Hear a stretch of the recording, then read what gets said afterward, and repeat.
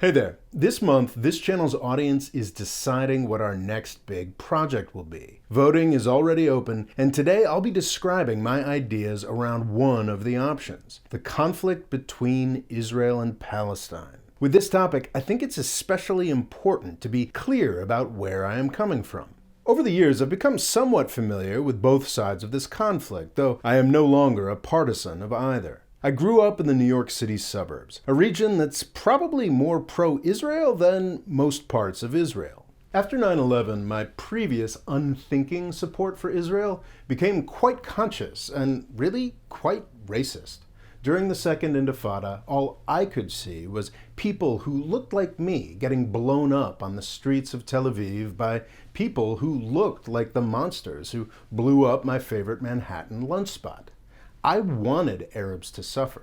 For a couple years in my early 20s, I was a racist cliché.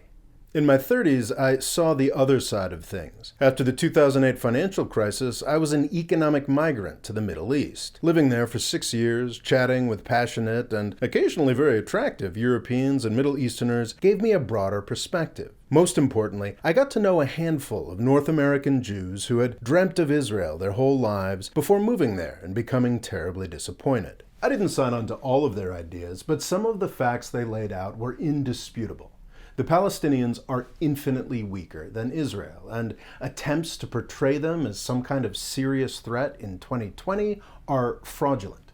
Palestinians are human beings, just as worthy of dignity and respect as anybody else. That shouldn't be a controversial thing to say, but in some parts of the United States, it still is. In some parts of the United States, you can lose your job for taking political action in pursuit of that idea. Now, taking this new position can also devolve into a bit of a cliché. Going from a fanatic for one side to a fanatic for the other is a well-worn path I have zero interest in. The world needs fewer fanatics. If Israel-Palestine becomes this channel's next big project, I'll be able to dive into each of the claims that each side makes in detail. And my growing suspicion is that support for Israel and support for Palestine are not such different things. Israel has many justifications, but for me, the moral bedrock of supporting the country is the worldwide drive to atone for the Holocaust and World War II's many other horrors. For many, this history overpowers any concern for the Palestinians or their interests. Some see the Holocaust as a weapon to be used against Palestinians. But I don't think that makes any sense, because these horrors are also the main reason the world cares about the Palestinians. The Israeli and Palestinian causes are built on the same foundations. Before Hitler, nobody with power would have much cared about what happened to the Palestinians, the Jews, or any other persecuted people. The world's revulsion at mid-20th century horror is what made Israel possible. It's also the reason we care about the Palestinians. There are some, in the Trump administration, for example, who believe that Israel is served by making Palestine more marginal, abused, and isolated. I think it's actually the complete opposite. Because if you knock out the foundations of the world's support for Palestine, you are also knocking out the moral and institutional underpinnings of support for Israel. I guess the bet here is that Israel is now strong and secure enough to do without these foundations, but I don't think it's a very good bet. Longtime viewers of the channel will be aware that I think the current Israeli government has been making some really bad bets. My take is that the politically immortal Israeli Prime Minister, Benjamin Netanyahu, seems to care a lot more about the interests of US defense companies than he cares about Israel's interests. Now, I could be completely wrong about that. Maybe it's been the right play to cozy up to the US and Saudi interests that have turned the Middle East into a smoking ruin. But my sense is that Israel is a project designed to stand the test of time. The burn-it-all-down approach to Lebanon in the 1980s produced Hezbollah. What is it going to produce in Syria, Iraq, Yemen, Egypt, and Libya a couple decades from now? Maybe it's been the right play to turn Israel into a political football in the United States. But I think Netanyahu's extraordinarily disrespectful treatment of the first black US president, followed by his wholehearted embrace of Donald Trump, has sent some really unhelpful messages. Netanyahu's main legacy seems to be breaking the bipartisan consensus in favor of Israel in the United States, which is an odd accomplishment for an Israeli prime minister. But I suppose I should be grateful.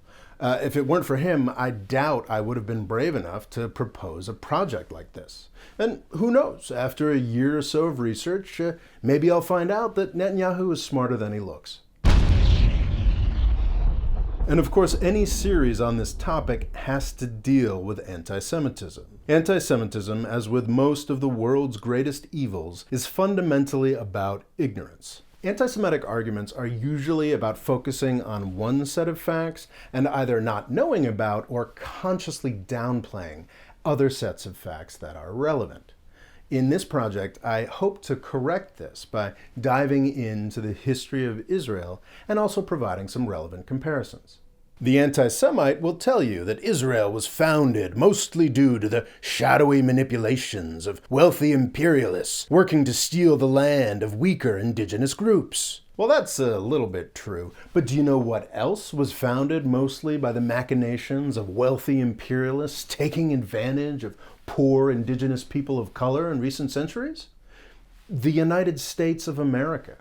Going further back, every country was founded by shady groups of the privileged.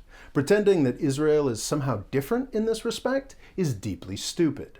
A lot of people are obsessed by the Israel lobby in the United States, but what they ignore is that there are thousands of lobbies in the United States, and the various Israel lobbies rank somewhere between Mothers Against Drunk Driving and ethanol producers when it comes to influence. And all of these lobbies pale in comparison to the true sinister master of the American political system, the American Association of Retired People.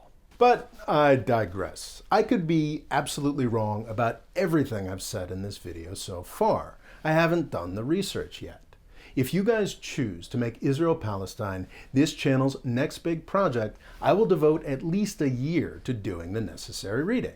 And at the end of that, who knows? Maybe I'll find out that Benjamin Netanyahu is really a swell guy who's doing the best he can. Or maybe I'll end up passionately committed to the peaceful boycott of certain Israeli goods.